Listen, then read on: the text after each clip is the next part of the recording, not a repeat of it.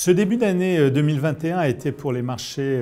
d'actions un signe d'encouragement par rapport à la tendance très forte du deuxième semestre 2020.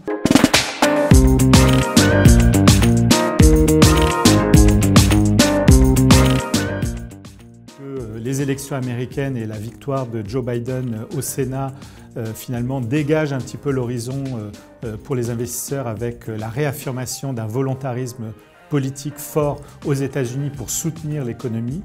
Et donc on a démarré le mois de janvier plutôt sous de bons auspices, même si la fin du mois a été beaucoup plus mitigée avec des baisses sur la dernière semaine de janvier de l'ordre de 4% sur les indices actions qui les ont finalement ramenés autour de l'équilibre pour ce qui est de l'indice mondial avec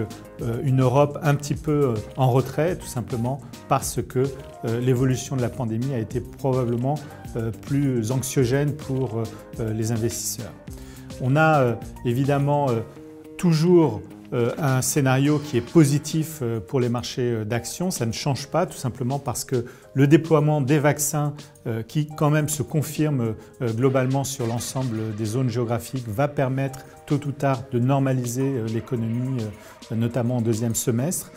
On va avoir également une progression forte des bénéfices, que ce soit aux États-Unis mais surtout en Europe cette année. Et par ailleurs, toujours l'action des banques centrales extrêmement forte et déterminée qui va maintenir les taux d'intérêt à un niveau très bas. Donc c'est un contexte favorable à la fois pour les actions, pour le crédit, qui nous encourage à maintenir nos positions. On aura un peu plus de volatilité tout simplement parce qu'on a déjà fait une bonne partie du chemin évidemment en anticipation de cette évolution sur l'année 2020, mais on reste toujours favorable notamment aux marchés d'actions qui sont les plus en retard sur l'année 2020 et puis à ceux qui profitent d'un environnement plus positif comme ceux d'Asie émergente.